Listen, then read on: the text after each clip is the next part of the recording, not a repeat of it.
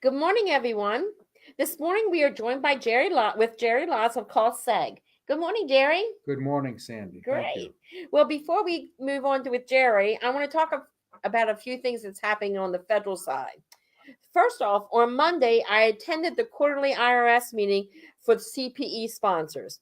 For our members who are looking to take the enrolled agent exam this year, there's been a slight delay on the update. For anyone who plans to take the exam before July 1st, 2019, it will be on the pre-Tax Act of 2018. So it's still on the 2017 tax law. So if you are planning on taking the test, the exam, make sure if it's before July 1st that you're studying the 2017 tax issues. Now, after July 1st, then they're going to be the new test will be out, which will have the new law, the Tax Act of the Tax Act of 2018. So it'll be based on all the tax season of 2018. Now, also, the cost of the exam has increased. Not by much, only $3. So for each section of the exam, it's going to be $184.97. I don't understand why they can't round that to 185. I don't get it. I don't know if they like pennies. It's crazy. But I've seen IRS do some crazier things. So remember to take $184.97 for each section. Okay, and that increase starts on May 1st, which is next week. So remember, you can take all three parts, but you can take them in any order that you prefer. So it's not specific. You have to take 1, 2, 3. You can take 1, 3, 2, whatever the case may be. So just keep that in mind. Now, around May 30th, the IRS is going to be rolling out the new W-4. Yes, it is coming out again, the new W-4. At first, they thought that it was going to come out later in 2020, but it looks like it's going to be coming out, pretty soon. Like I said, within the month. And again, IRS is looking for feedback not only from associations, but also tax practitioners and our industry partners. So again, we're going to have until mid-July to give some feedback on the new forms. Now, it's my understanding that the new form is not really much different than what we saw in previously, which they pulled off the shelf from the comments we got. So it's going to be interesting to see exactly what they did on this new form and what changes they made. And what I'm hearing, rumor has it, it's very little. So I'm kind of concerned about that. So what they're looking at, that they're going to have the comment period in July so that everyone, all the payroll people and the payroll companies will have all the new version, the final version, by November of 2020. So I don't know. That's what they were expecting to do when the first round came out, and they pulled it. So I guess it really depends on what kind of comments they get on this one, whether it goes forward or not. Sure. So now also the Federal Committee on Ways and Means is looking at the Taxpayer Act of 2019. We applaud Congress's efforts to improve on the IRS administrative policies and taking on a long overdue challenge of reforming the IRS so it is better equipped to service our tax professionals as well as our tax clients. Now, with that, it has passed on one side. It's still on the House side. One thing that is missing from this bill, which I think is what's going to delay it a little bit, is the fact there is no statement in there or no guidelines about taxpayer registration, back to the RTRP issue.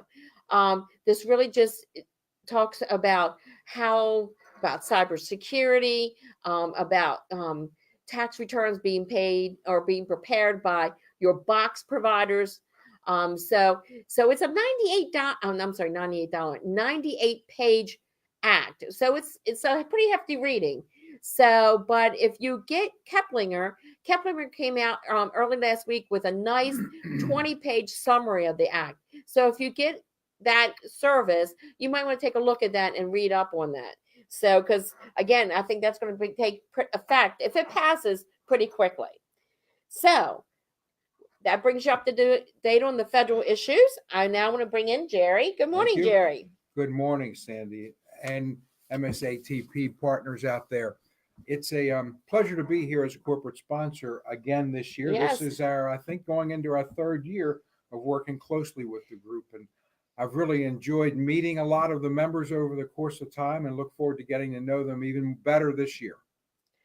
So tell us a little bit about what you're going to be doing for our members. Well, like a lot of the society's members, I work for myself, and 98% of what I do is represent this amazing company in Baton Rouge, Louisiana, called Cost Segregation Services Incorporated. Mm-hmm. So they're an engineering-based company. They're not an accounting firm, but we work very closely with tax professionals and building owners to help them and their clients to save money on federal income taxes. So their clients would be people that and companies that have residential rental properties, multifamily, and commercial buildings. We actually provide a forensic study of a piece of property and come up with the calculations to separate some of the assets in that property into shorter depreciation lives. Mm-hmm. So a typical straight line depreciation method for somebody that owns, say, a $390,000 small office building is over a 39-year timeline. So the tax professional and the client are taking that $390,000 and dividing it out in equal expenses of depreciation Over each the year 39 years. over the 39 years. So Mhm. they're expensing $10,000 a year for Right. 39 years. If it's a residential rental property, it's a 27 and a half year Right. timeline. But things like carpeting and cabinetry, countertops, sprinkler systems, decorative molding can be carved out of that overall asset and put into a shorter depreciation category.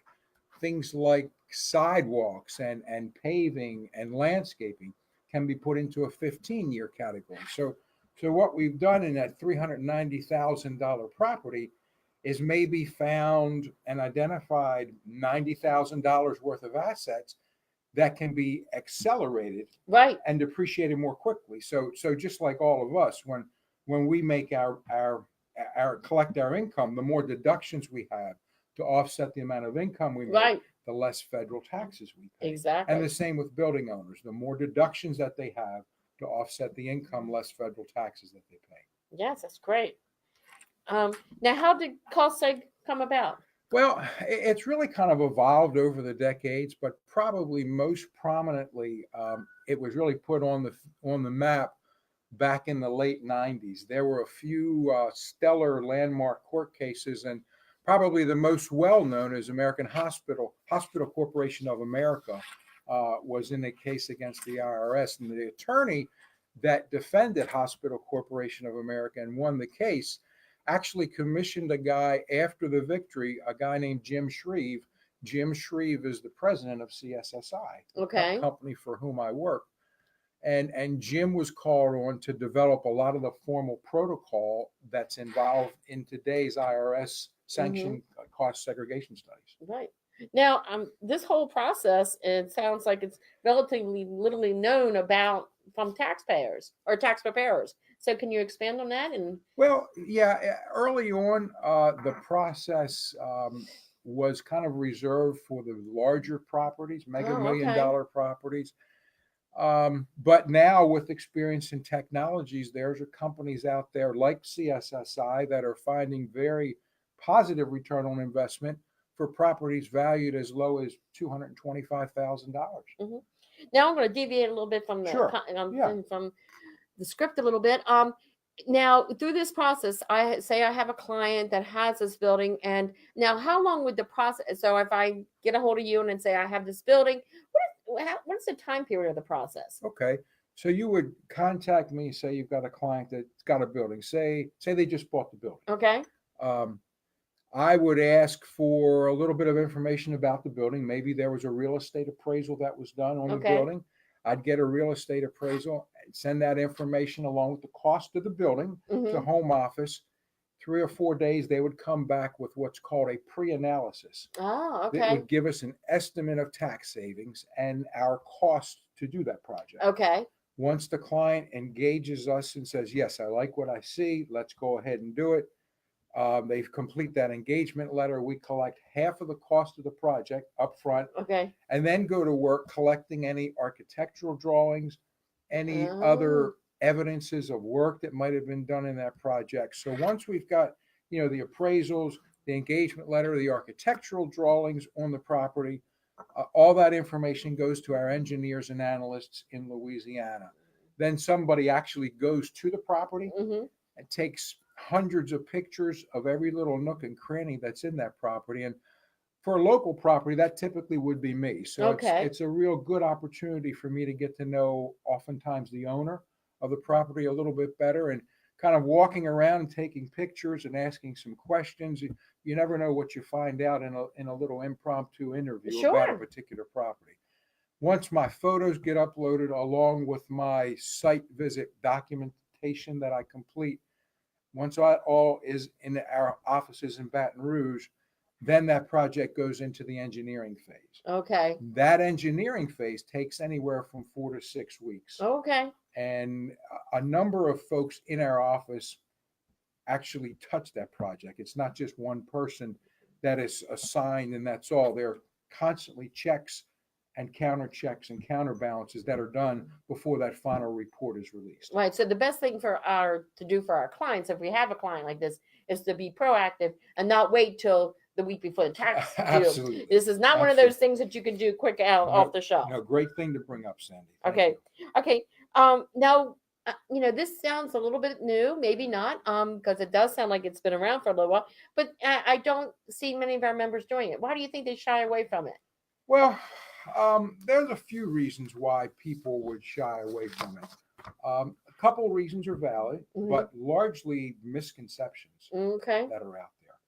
A couple of the valid reasons are if the client's got a building and has no tax liability, then they technically would not need the extra deductions to offset their income. That makes sense. And another reason, if somebody buys a building today and says, "Well, I'm going to buy it, fix it, and flip it in the same year," it may not be an ideal candidate for us to do what we do. If they're going to hold it for 3, 4, or longer years, yes, definitely. If they buy it and flip it in that same year or the next year, there's going to be a certain amount of recapture that they're going to pay. Of course, the recapture rate's a little less than ordinary income rates oftentimes, but some people use that as a reason to shy away from it. But there are far more misconceptions out there than actual valid reasons. So is this only a value for if the person or my client just bought a new building, or can you say I have a client who has been depreciating his building and the assets inside for like 5 years? Can we go back? Absolutely. Okay. Absolutely. In fact, that is a great time to do it as well. Okay. The ideal time, of course, is when they first buy the building. But if somebody's had it 2, 3, 4, 5, 10 years, we go back and scrub a depreciation schedule and find all kinds of areas for tax savings. And then the first year that we implement that study, there's a significant amount of catch-up depreciation that occurs. Oh, okay. Yeah. That's another benefit. That's absolutely. Especially if we have a client that they have a amazing year and they're looking for deductions. For sure. That this is a great opportunity, a great tax savings and a tax planning opportunity for our members to do with their clients. Yes, it is a tax planning for sure, because in that final study, we will identify and put values on components of that. And you look at major building systems like ceiling systems, HVAC systems, plumbing systems. The numbers that we come up with as far as a value today, a depreciable value, and then a replacement cost. Those replacement cost numbers become really the framework for compliance, for decision making for that owner going forward to decide, looking at that benchmark number as maybe $100,000 to replace an HVAC system. Well, if I spend $50,000 on an improvement, well, that's almost half of the cost of it. Right. Chances are they're going to have to capitalize that. But if I can keep that expenditure less than a third, right, say maybe $20,000, $30,000, then I'd make a good case for just expensing that whole amount in that first year. Right. So, if I'm hearing correctly, So we just finished tax season, and so I know a lot of our members are like saying, if I have to look at a tax return one more time, just give me a break. But as a tax planning opportunity, the possibility is if you met with a client, right, and you know for a fact that this is a possible tax savings in the upcoming year, sure, that they could contact you, and a pre-evaluation can be done, which at no cost. at no cost, At no absolutely. cost. And so this is something that they can consider, and they're not bound to anything, Right, and yet they can see the actual possible cost savings sure, right up front. yeah. In fact, a lot of tax professionals, out of habit or for Mhm. whatever other reason, may have a couple times throughout the year where they would communicate with the client. Mhm. Just about every tax professional has some in-depth discussion Sure. at tax filing season. Mhm. So that's the time when they learn that, hey, the client just spent $300,000 improving a property, or just bought a property for Mhm. a few $100,000. So and they may not have time to do anything about that information. So they want to get that tax filing out of the way, and then I'll get a lot of calls right after tax season Sure. from the professional that met with the client that bought a property. Hey, what can we do for tax planning for next year? Oh, that's wonderful. Now I know, and I'm not putting your feet to the fire here, but on average, what's the possible savings possibly?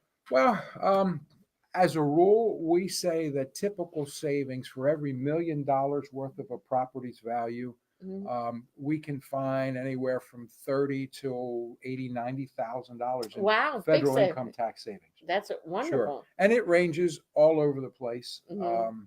The new tax law is extremely generous, extremely beneficial for people and companies that are buying property and putting property in service. Wow. So now, is there any specific limitations on the type of properties, or is it across the board on the properties that can be done? It really is across the board. The company CSSI that I work for has done 20,000 plus properties across Wow. the country in their 16 years of being in service. And they've done anything from manufacturing plants, assisted living facilities, self-storage facilities, Mhm. retail shopping center areas, um, hospitals, franchises, restaurants, fast Mhm. food, any type of property, really. Well, I'm just looking here. I didn't even know you could do farms as well. Sure.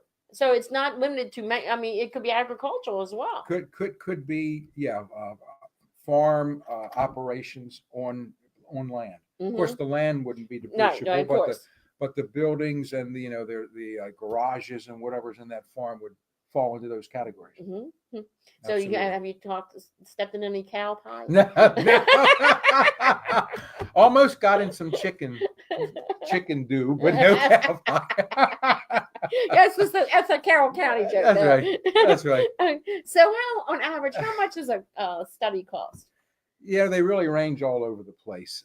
I've seen them run anywhere in the neighborhood of this is before tax dollars. For sure. So $4,000 upwards of $30,000. Okay. The company that I work with has done properties ranging from a $200,000 condo to $1 billion+ resorts. Mm-hmm. Typical return on investment might range anywhere from 4 to 1 to upwards of 70 to 1. Wow. Yeah, huge. That is really huge, really huge. Now, we were talking just previously when I was talking about the enrolled agent exam about the new tax act. Now, Right. has that affected this whole process? The combination of the tangible property regulations in 2014 and the new tax law have been very friendly to people and companies making improvements and putting property in service. Mm-hmm. So, and with the new Tax Cut and Jobs Act, it says that everything that can be reclassified into a 5, 7, or 15-year depreciable category can be expensed at 100%, 100% right. bonus depreciation. Right. Case in point, I just did a property for a gentleman that owns a few Dunkin' Donut buildings. And you didn't bring any donuts this morning? No. This property was in Virginia. Oh, okay. They would have. Okay, I'll let you go then. That's okay. That's okay. But they spent a little over $1 million doing the They had the land, spent $1 million doing the landscaping, the site improvements, and actually constructing the building. Beautiful property, nice little drive-through. Mm-hmm. So a little over $1 million in expenditures to do that. We came in and found almost a little over $500,000 that could be allocated between 5, 7, and 15 years. So Wow. in that first year of his expenditure for $1 million, we found $500,000 that could be expensed in that first year. And that saved him from writing a check to the IRS for about $150,000. Right. Now, I know this is going to, and then again, I'm going to put your feet to the fire here on okay. these tough questions. All right. So say, using your Dunkin' Donuts guy. Right. Okay. His tax return is completed. So what happens if it gets audited? How does CostSeg help out with that issue? Good question. So because of us doing work for a client, Mm-hmm. Our clients don't come under audit because they've had a CostSeg study done. There's usually an underlying reason somewhere of why they would come under an audit situation. Mm-hmm. And that's happened sometimes. And when the client goes under audit, the IRS drags everything into it. Our work gets dragged into Sure, it. that's what I'm asking. So our company, CSSI, will defend the work that we did on behalf of the client at no additional cost. Okay. And that's happened a few times. And, Okay. every time that we've had to defend the work that we've done on behalf of the client, we've never been overturned from the IRS. The work that we've done. Okay, that's wonderful. That's great news, and it's good to hear that you're guaranteeing the work that you're doing and Right. that you're supporting what you've Right. done, which is great to know. Because that would be my question. Sure.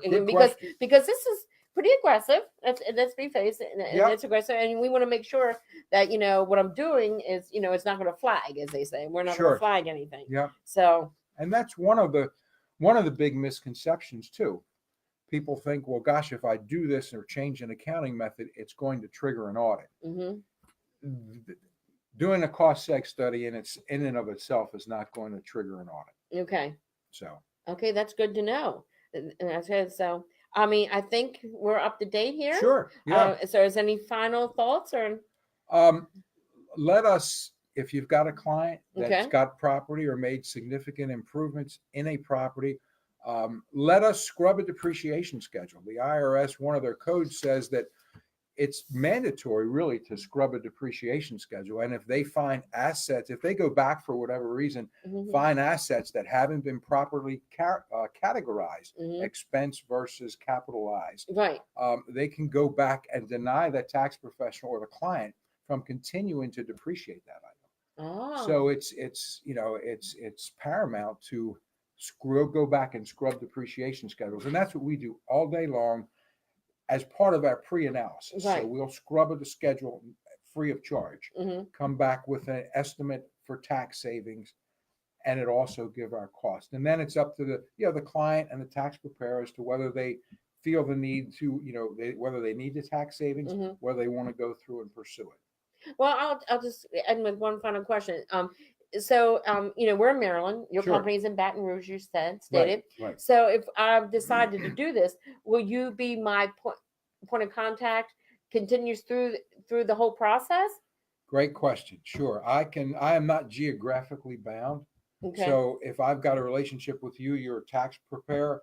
You've got a client that's got a building in California. Mm-hmm. You and I can quarterback that project. Okay. I may not physically go to California to do that site survey. Mm-hmm. One of our other colleagues will end up doing that, but that project would be managed by myself. Okay, great. Sure. Okay, so it's not like I'm going to be handed off like a football. No.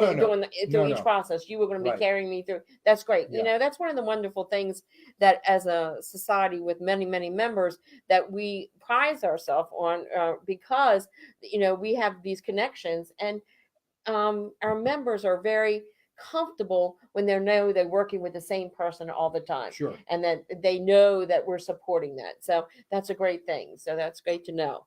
So I just want to thank you, Jerry, for joining me this morning and bringing all this great information and this great cost savings opportunity for you and for your clients. And I just want to thank you also for being a longtime supporter of MSATP.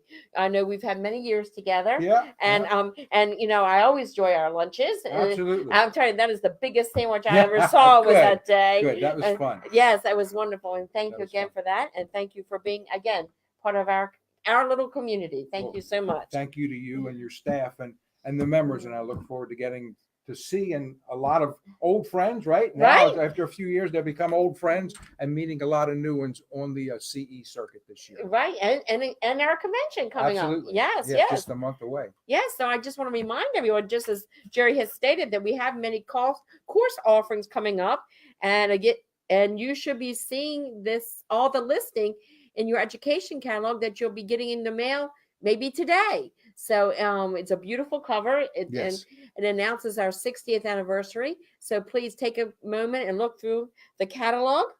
And with that, I just want to remind everyone that next week we're going to be joined by Bob Jennings of Tax Speaker. And we're going to change the time a little bit. We're going to go to Tuesday next week, April 30th at 9 o'clock. And this is due to Bob's schedule. And like I said, we just enjoy the opportunity to have Bob on. He'll be joining us virtually, and he'll be talking about the classes that we're going to have coming up this year.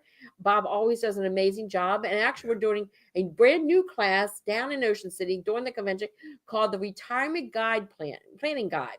And this is going to be a great course and brand new that Bob has put together. So if you haven't signed up, this is a members only course. It's $110. I'm getting a shake of head from Kelly. That is correct price, $110.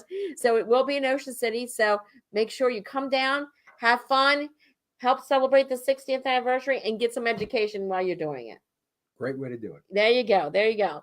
Well, I just want to wish everyone a wonderful day. Enjoy. I think it's supposed to rain today, but we've had some beautiful days. That we have. And enjoying the sunshine. It's so green out there. The pollen is popping all over the place. And so I want everyone to have a wonderful day, and we'll see you next week. Remember, it's